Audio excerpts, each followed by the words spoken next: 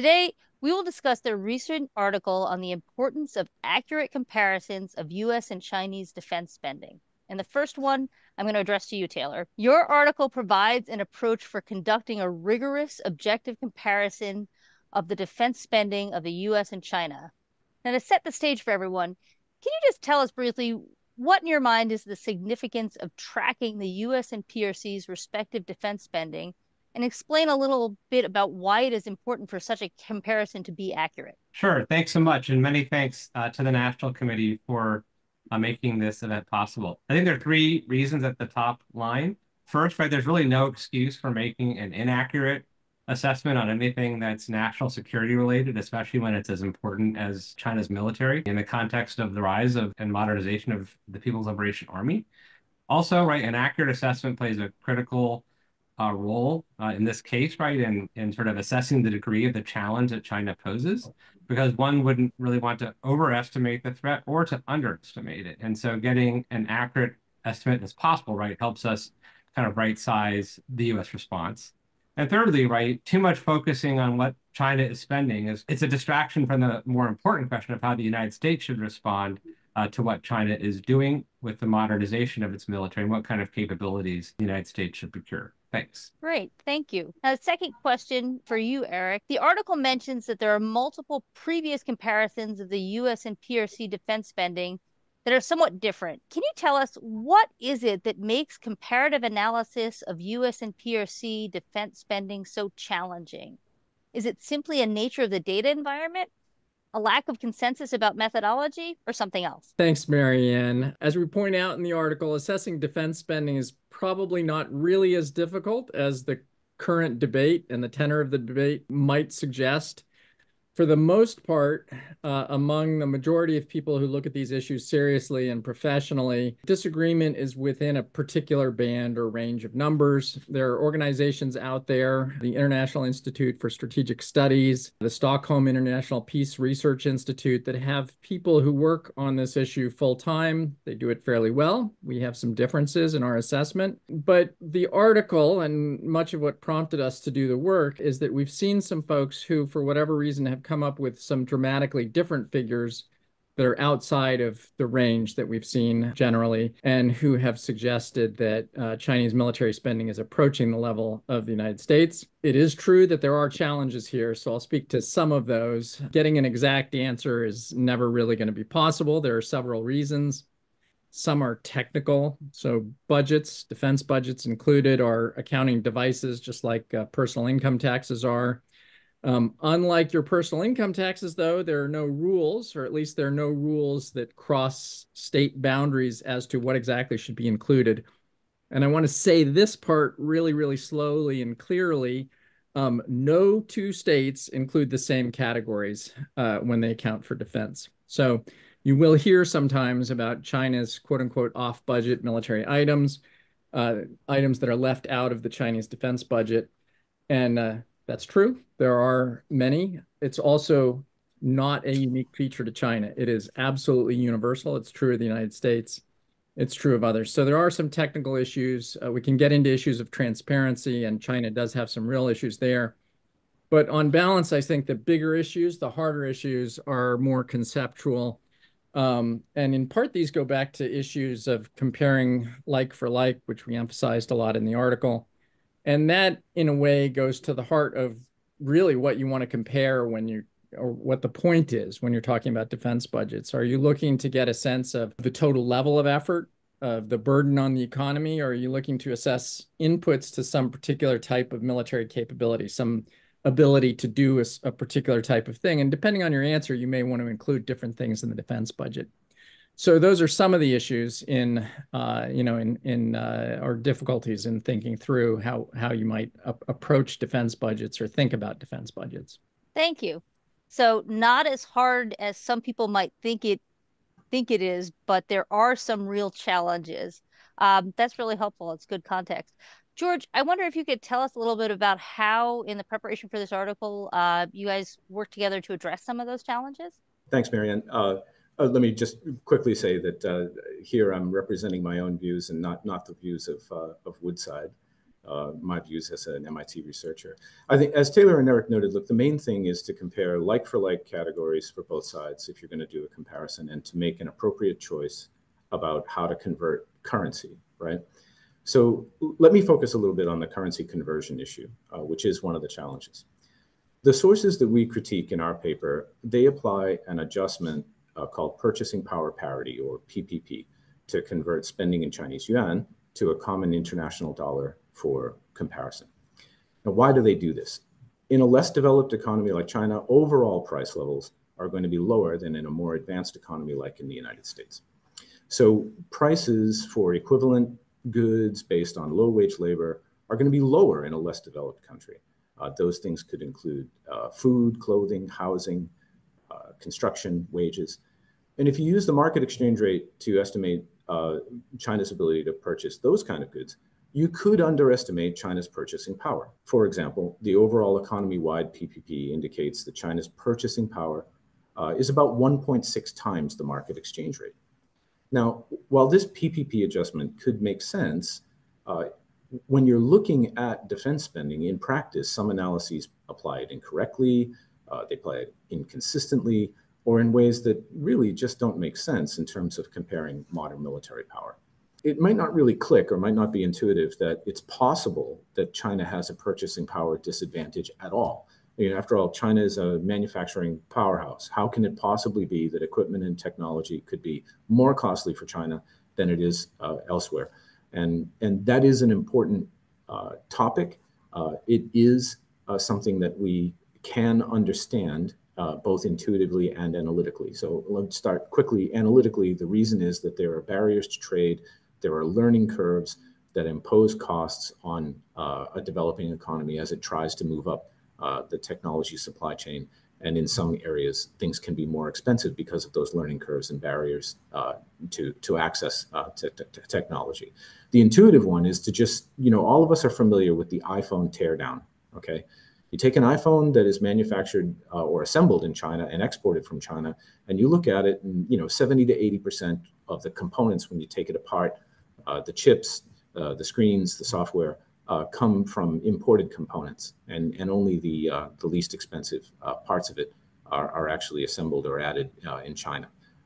So intuitively, I think people can understand that the value can be a little bit out of line with the apparent manufacturing prowess. I'll mention three problems, right? So first, if you do use PPP exchange rates, you should use the appropriate exchange rate for the appropriate type of spending. So for example, if you're going to look at personnel costs, wages. But if you're going to look at things like equipment, you should use an exchange rate that applies to machinery and equipment.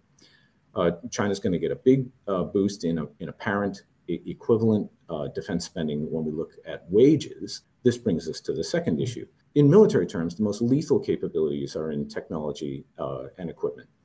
And the PPP data shows that China actually has a purchasing power disadvantage in equipment and technology relative to the exchange rate, not an advantage. For example, I noted that the economy-wide PPP indicates purchasing power 1.6 times the exchange rate, and for wages, it would be even more.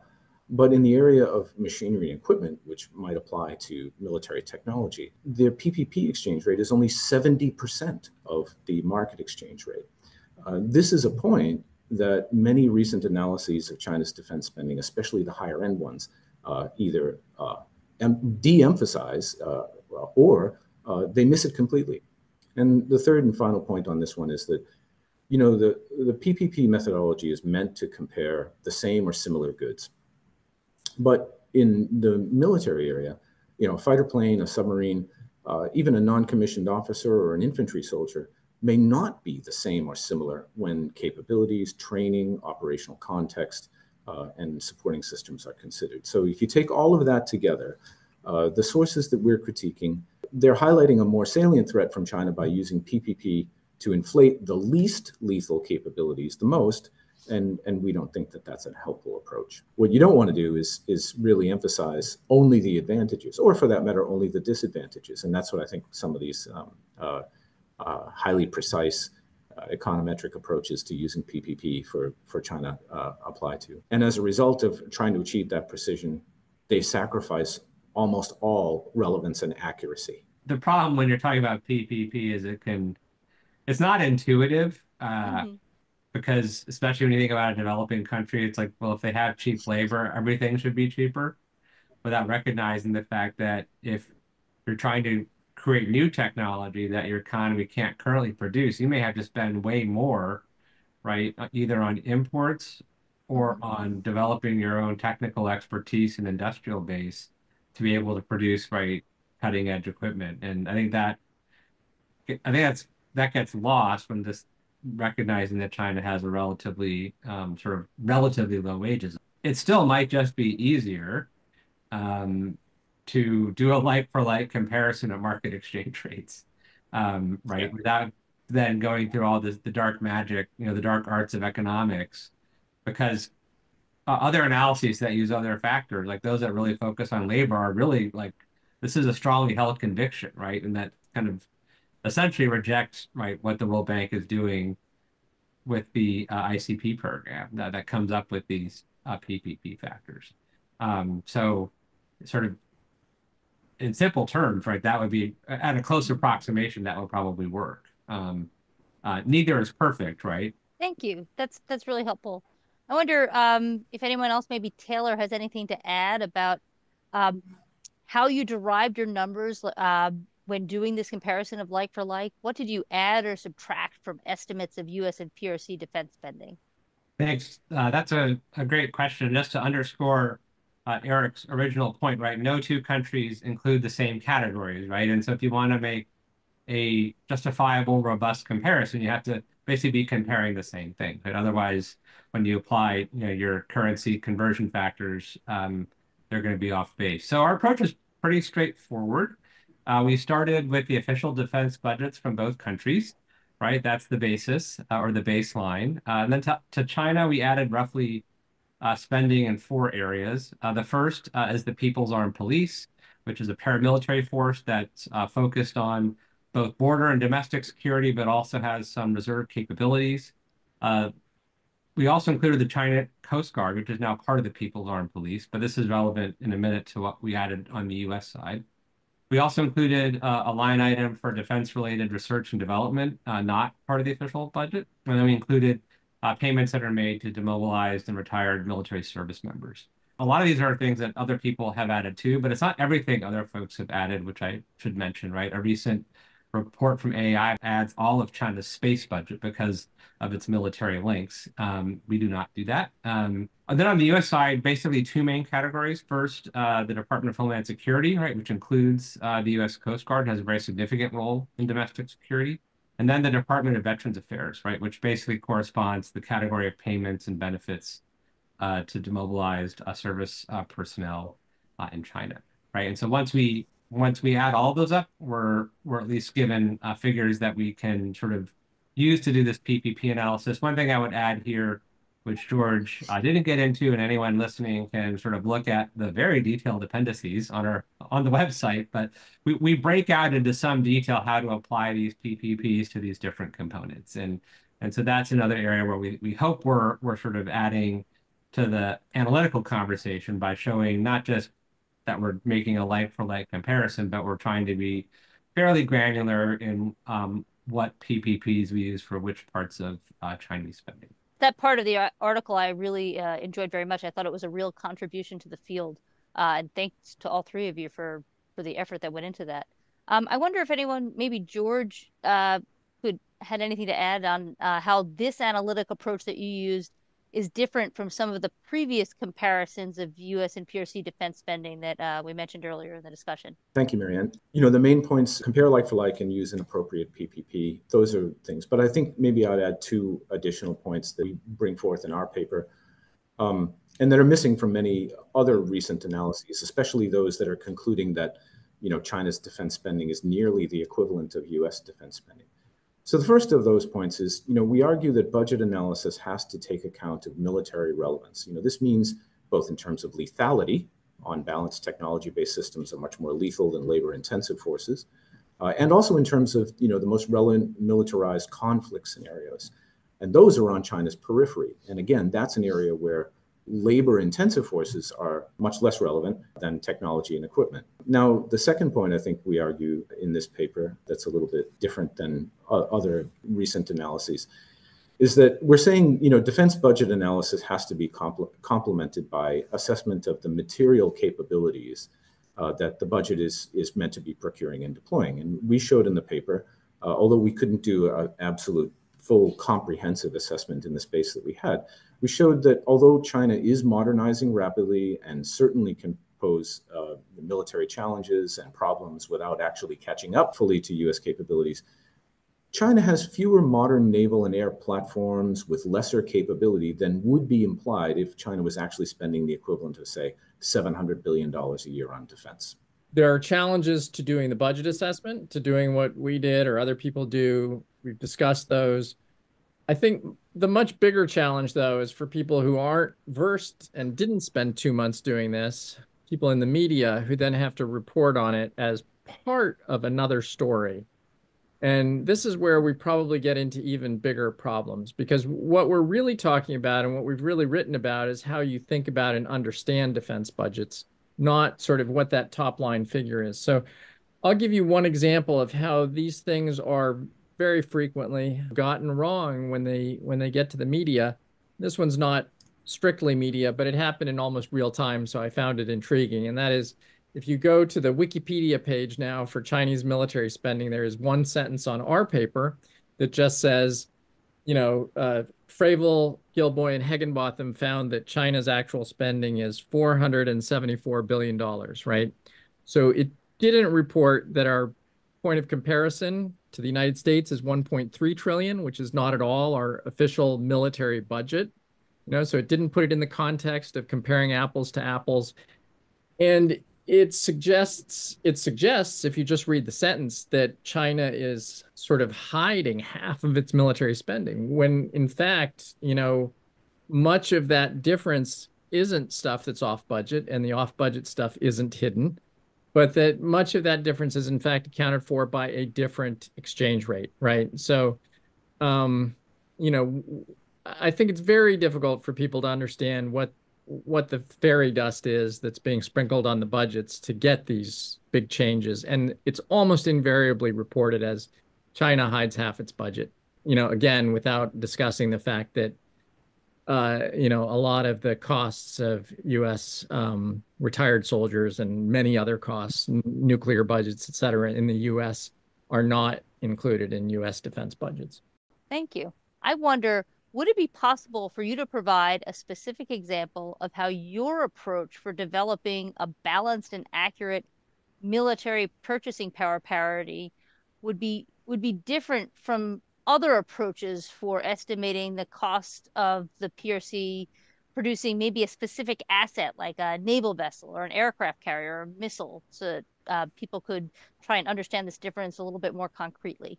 Sure. Well, first, I just want to amplify one thing that George just said, because it is important, and that's the sort of where's the beef question. So, again, if China were really approaching U.S. defense spending levels, we would expect to see a much larger force. But in fact, the U.S. has twice the number of combat aircraft, well more than twice the naval tonnage. We have, I think, 12 aircraft carriers in the water. China has 3. And then we have another 11 small carriers, amphibious assault ships.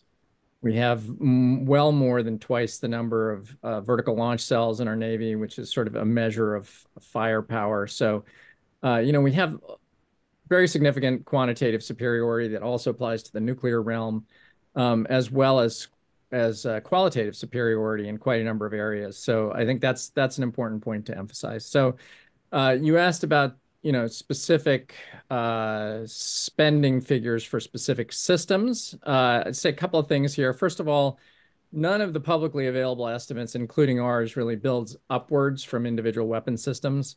So during the Cold War, that was done with Soviet budgets. Some people have done some of that with regard to China. So Steve Koziak has done some work along those lines, but hasn't built a complete budget that way. Another issue here is that we talk about exchange rates in thinking about these things, but we're not really talking in those terms about how much China actually spends, because the money China spends is in renminbi. So we're talking about how we think about how that might equate to U.S. Spending. So if we don't build upwards, how do we do this? And I think this has already been mentioned here. We have three categories of spending that China publishes on a fairly regular basis: personnel, operations and maintenance, and equipment. So you asked about the cost of equipment. Fighters, warships, both of those would fall within the budget for procurement. And that's about 37% of the overall Chinese defense budget, at least as it's published. So there's a question about exchange rates and how ours might differ from others. Again, George touched on the general issues, the World Bank PPPs for sectors that we used. I would make a couple of comments about how other people have approached this. I think the first point, or a major point here, is that other organizations that do this regularly, that publish defense spending figures annually. So these are the two organizations that I mentioned earlier, IISS and SIPRI. Both of them use market exchange rates. They don't use PPP, and they're quite explicit about why they don't. PPP was originally developed to provide a better measure of social welfare. So aggregate PPP figures, the basket of goods that those represent, really isn't typical of defense sector goods. It's typical of consumer goods. And we're sympathetic to that position. So our position is not that you necessarily have to use PPP, but if you are going to do that, you should get the PPP correct. It should follow from the logic of military power and how military power is generated. I will say that these, very high inflated estimates apply a GDP PPP multiplier. So that's a lot of letters there, but they apply that consumer-based exchange rate that really is not intended for defense budgets or goods to the equipment and to the operations and maintenance portions of the budget. And then they use an even higher multiplier, a bigger, an exchange rate that provides even more inflated figures for the personnel costs. Okay, thank you. So building up for individual pieces of equipment, we're probably not there yet. And it sounds like there's good reason for that, and some of that has to do with just availability of data. That brings me to another question that I wanted to ask, and I wonder if maybe, Taylor, if you could weigh in on this. When discussing defense spending, it is difficult at times to escape the issue of transparency. Sometimes the information you most need to make an accurate assessment simply is not available. What data was most difficult to obtain? And if you could reattack this question with additional information that isn't available today, is there any data that you would use that you think might improve the certainty of these assessments? Sure, right. Great question, Marianne. So let me try to answer it in three parts. So first, transparency affects a number of categories we were not able to include. And this is, I think, both on the US side and especially on the Chinese side. So we don't include spending on intelligence, in part because it's hard to parse out military intelligence from other forms of intelligence. But, as you know, right, intelligence budgets for a reason are not transparent, right? This is just the nature of that category. Space programs, which I mentioned before, right, you have a military component, but it's hard to parse out the military from the civilian component. And if you sort of included all of it, you probably would want to do that on both sides. So we decided just to exclude it. And then nuclear weapons are very tricky. And so here we excluded anything related to the fissile material and warhead programs, because our sort of assumption going in, right, is that the delivery systems, missiles, bombers, submarines are generally part of equipment budgets. The US is more transparent on the nuclear enterprise, but China is not. So we decided to exclude that. We think basically these are pretty conservative exclusions, and especially perhaps on the nuclear side, given the disparity in the size of the two countries' nuclear forces, even though China is catching up and catching up quite rapidly.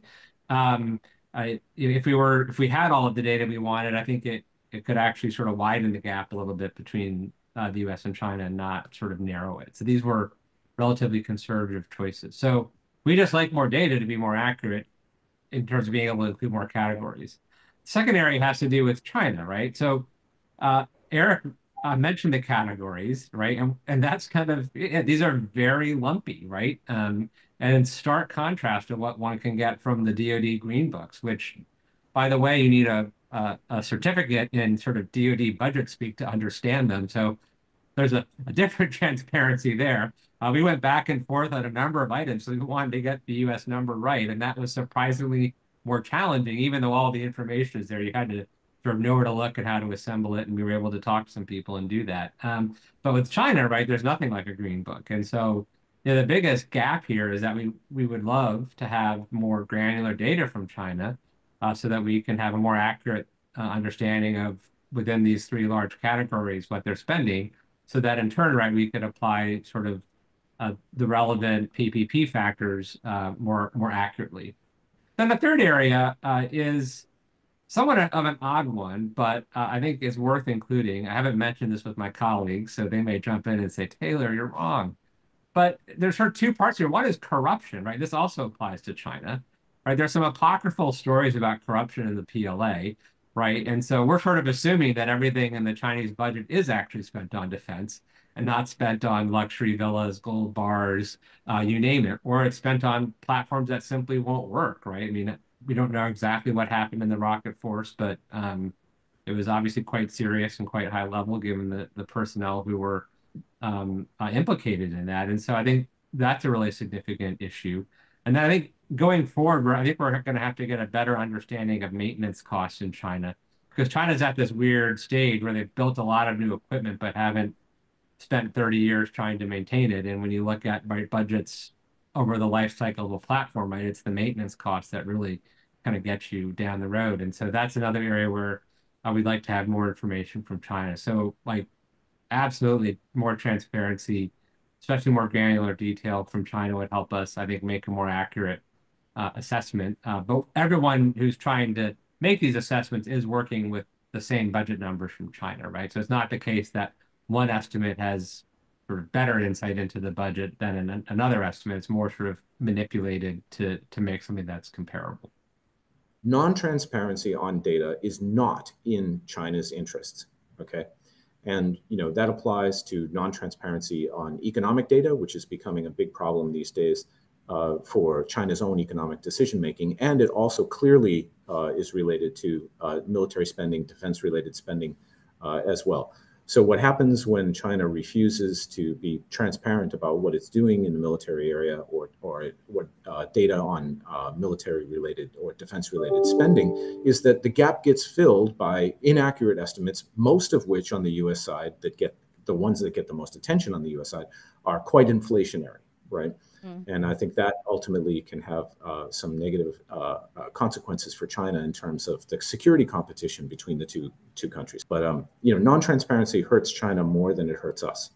That's a great point, George. I guess I would add to that, China has become less transparent over time, not just generally, but in the military area specifically. So it used to be possible to wander into PLA bookstores and see what the PLA was publishing. Now this is not a commentary on our ability to wander into PLA bookstores, but there's a point here, which is that in those bookstores, when we could wander in during the Hu Jintao era, at a certain point, the PLA was publishing books on transparency. And, the first chapters of those books were on why transparency is important.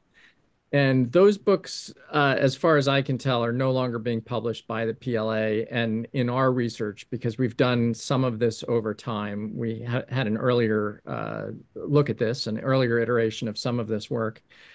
And between that point, which was in the early 2010s, and today, China's budgets have become less transparent. So is it that this lack of transparency is really, it's creating an opening for people who are maybe less sanguine on China to fill the void with data that's maybe less rigorous because the PRC is not offering an answer, and so yeah, and I mean there's some analyses which just say, well, China must be hiding something, and we're just going to plus up for that. And it's like, yeah, without saying what is being hidden, right? So it's just a presumption that that something is missing in order to, shape the debate in China's favor. So something has to be added, but what that something is not based on anything other than um, one's assessment about, or one's assumptions about China, right? There's nothing out there that this is being based, but literally, like, this is in print, right? And out there. And so you could say, you could imagine, and I think well, I'm not sure that some very early DoD estimates did this. They may have just applied a very straight conversion factor. I'm thinking of some of the military power reports like from 2 decades ago. So, hey, dating myself, but I think everyone here read those reports 20 years ago. But they were not very, they were just like, well, everything must be higher in China than it is in the United States. So they had just like general conversion factors. I don't even think we're based upon PPPs. It's just like China must be spending 50% more than what they say. So we'll plus up by 50, we'll multiply it by 1.5 and then convert at market exchange rates. I mean, so I think all these arguments are possible because it's very hard to say, well, that's not analytically defensible when China itself is not providing or is providing less data that might make it more analytically defensible. Yeah, that was part of why I was asking, like, why is this so difficult? Because I think sometimes estimates that seem inflated, it's easy to dismiss them as politically motivated, when sometimes I think it's just that this is a really challenging question to answer with the data that's available. But I see the economists going, I'm not so sure about that, so maybe I'm wrong. No, I think you're right, Marianne. So I'm smiling because this is an important issue, and I think certainly people who have the capability to use Chinese language sources the way the three of us do have a certain advantage in kind of digging around, whether it's in Ministry of Finance data or some other things. But I wanted to say something. That's not an excuse for getting it wrong, right? But it does explain some differences in our analyses. Let me take this issue of transparency in China's interests just one step further. So we've already been over the idea that transparency is worse for them than it is for us, primarily because it leads to, I think, security competition that isn't beneficial to China. But if we combine that conversation with what we were just talking about, the analog between the military side and the economic side, I think, is maybe delayed but strong, right? So on the economic side, lack of data is contributing to poor decision-making on the economic policy for China, internally for China. And, lack of transparency on military affairs, including spending data, but other things, as Eric alluded to, is going to reduce the ability of the Chinese military to self-correct, right? And after all, self-correcting institutions are the way that institutions emerge as more competitive than other institutions, right? So this thing about transparency, it's not, China wouldn't be doing us a favor by being more transparent. It may actually have benefits for everyone by reducing some elements of the security competition, but more transparency on the Chinese side would be more beneficial to the Chinese side. Great, thank you. That was really thought-provoking. All right, final question, and I'll address this first to George, but then anyone else who would like to jump in. Looking at the findings from your research, what insights would you like U.S. policymakers to draw from this comparison of defense spending of the U.S. and the PRC? And what do you think these findings suggest about the state of U.S. and PRC relations now and into the future? Okay, yeah, I certainly want Eric and Taylor to jump in here. Maybe I'll just start with 2 points, right? So, first and foremost, there's no excuse for getting an important national security related estimate wrong, right? We want to get assessments that are as accurate as possible and as relevant to specific challenges as possible. We don't want to underestimate and we don't want to overestimate. Both of those could produce deleterious effects. I think the second thing, the debate about aggregate defense spending can actually distract our attention from more salient issues, right? So the more salient issues are what specific kinds of capabilities the United States, should be procuring in response to China's ongoing military modernization. Related to this, the aggregate spending debate, China's spending $700 billion and it's almost as much as the US, that kind of thing. That kind of debate could lead us towards a focus on more prominent, big ticket, media friendly kind of stories and items. For example, naval shipbuilding. which may be very important, but also there may be issues that are even more important, right? So, for example, the quantity and the quality of munitions and the manufacturing capability for munitions, or base resilience. These things might be more important for success in some of the most likely conflict scenarios. And this kind of aggregate defense spending debate, especially when it's exaggerating, really takes attention and leadership attention away from those potentially more important issues. Taylor, Eric, what do you guys think? I don't have a lot to add. I mean, I think that was a great statement. I guess from my perspective, I would like U.S. policymakers simply to have a more realistic understanding of China's strengths and limitations. Part of this is budgets. Obviously, the three of us believe that we should be more focused on capabilities. But these sort of, wilder claims about the Chinese budget and how they can leverage, cheap labor with some of these costs based on, farm wages, given the number of farmers in China, I think are distracting and misleading. We are at something of an inflection point. Maybe we're always at an inflection point in Asia policy. But certainly, a lot of ideas have been put on the table about America's role in the region, with some people saying that, our commitments there are not defensible given shifting military capabilities. Other people are quite sanguine. Our position should not just be based on capabilities, but it will clearly be informed by what we can and cannot do. And, it's incumbent upon us to do the best we can to understand, again, both strengths and limitations. And so George mentioned shipbuilding. And since he did that, I will say, if China got this enormous benefit from having cheaper labor, we should expect that China would have world-beating, aircraft industries.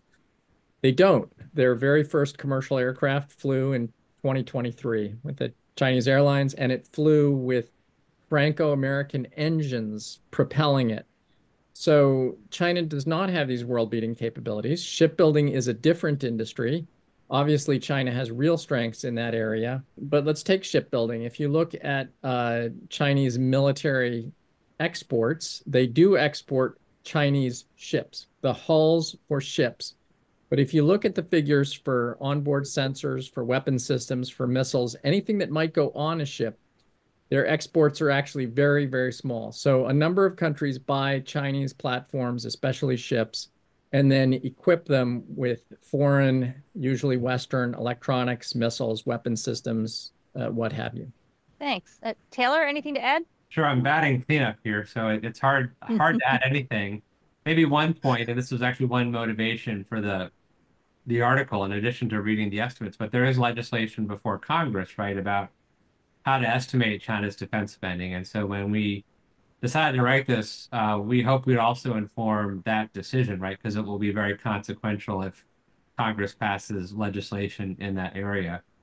We're not saying we have like the right approach or the only approach, but we wanted there to be a sort of well-defined PPP-based approach that could inform thinking about sort of how to do this, right? Because whatever Congress decides, if they ever end up passing that legislation, will have, I think, a pretty significant impact on future U.S. estimates. And so hopefully this provides a resource that can be used as our representatives consider this question. I agree. This article is a really important contribution to that dialogue. 欢迎来到六度解析，新闻背后的多维思考，带你洞悉头条背后的世界。